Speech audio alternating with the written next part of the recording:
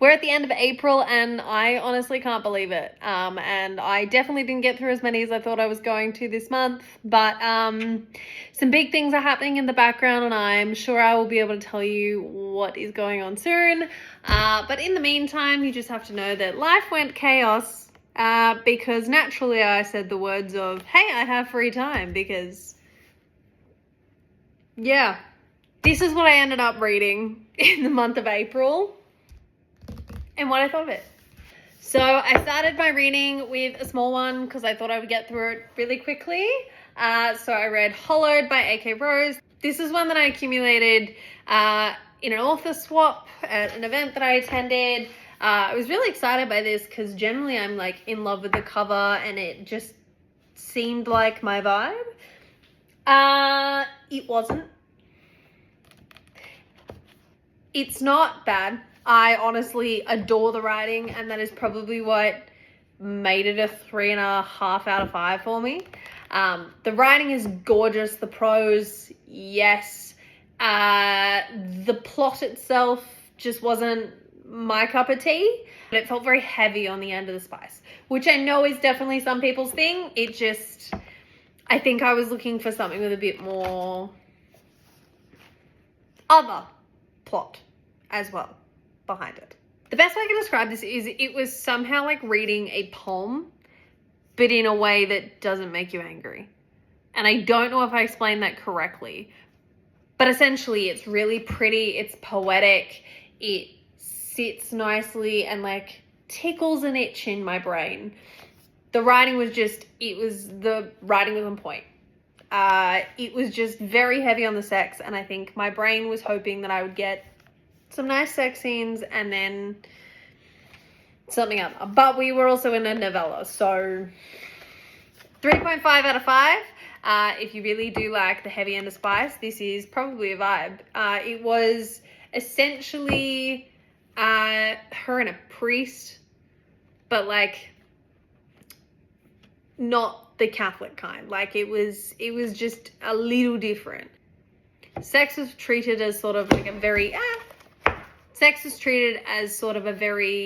holy, reverent thing in this, and so it kept appearing several times, and finding fresh ways to use it as a way to hollow and fill and make someone feel whole.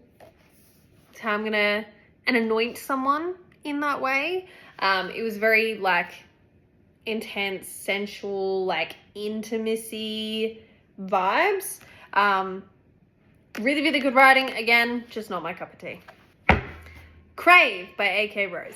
Now, this was another one by her, and I obviously, given my hesitation with Hollowed, I was a bit hesitant, but also it's a dark romance, so I can't really go past it. I didn't clock on to... I clearly don't read blurbs very well. I didn't clock on to who the love interests were. It was eye-opening. It was not necessarily my kink, but it was really well written. It was intense. The story behind it, outside of all of the sex scenes, was like, don't get me wrong, sex scenes on point. I just think my brain couldn't get past the adopted siblings thing. I think in my brain, just any sort of sibling, adopted, step, it's in my brain, it's pretty much like blood siblings. So I think for me, it was one that I struggled to get past, but also amazing writing. The plot outside of the spicy scenes was on point. It was thrilling. It was gripping. It was everything that you wanted it to be. And honestly, I think the only problem I had with this was it was not my kink. But so Crave by AK Rose, 4 out of 5 stars. It is her and her adopted siblings, and yes, sometimes multiple. And it was fiery, fast-paced, mafia-ish vibes in the background. Despite the fact they're not mafia bosses, they have a tether into the underground and illegal businesses. So that one was really good, and the whole like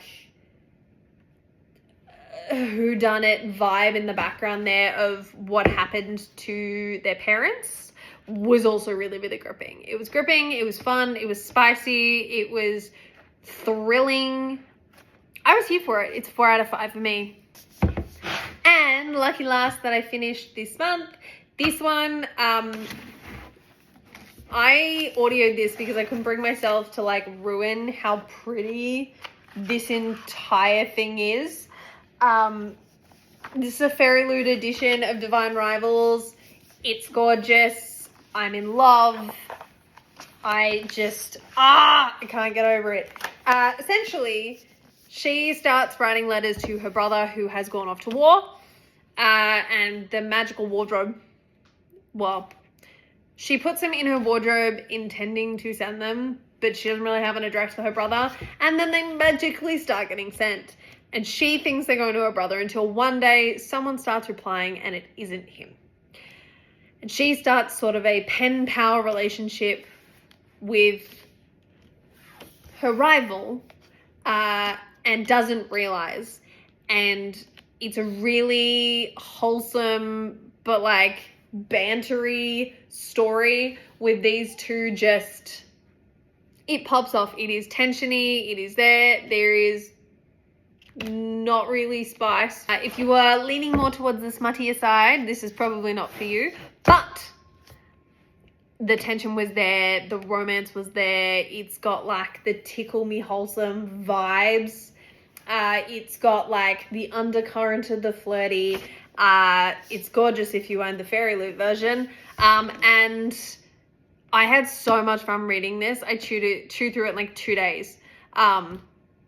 And lo and behold, like, I just...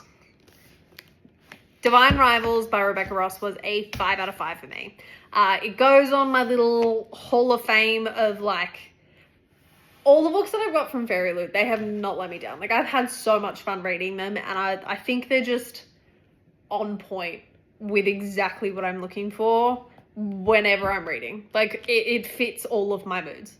But Divine Rivals was incredible. It was great writing. It was evocative. It was a great mix of like things I could attach myself to in the real world, of like typewriters and all of that like fun sort of vibes there of typewriters and magical wardrobes, and like still having like real world issues with like alcoholism and things. But on the other hand, a war between gods that the humans are fighting for them. There were creatures and monsters, and it still had that like element in the realism, but element in the fantasy that just, it worked so well. And it was really, really good. So if you haven't read Divine Rivals and you love fantasy romance and kind of almost like the like adultier like YA vibe, I got 3 in the finished pile, but I have been reading other ones. I haven't ticked them off, so they will have to wait till next month. But it's a very long TBR, and I'm still going to add to it because my mood reading, sometimes it takes me 2 days. And if I had waited to pull this, then I would still be sifting through Sanderson, which is great.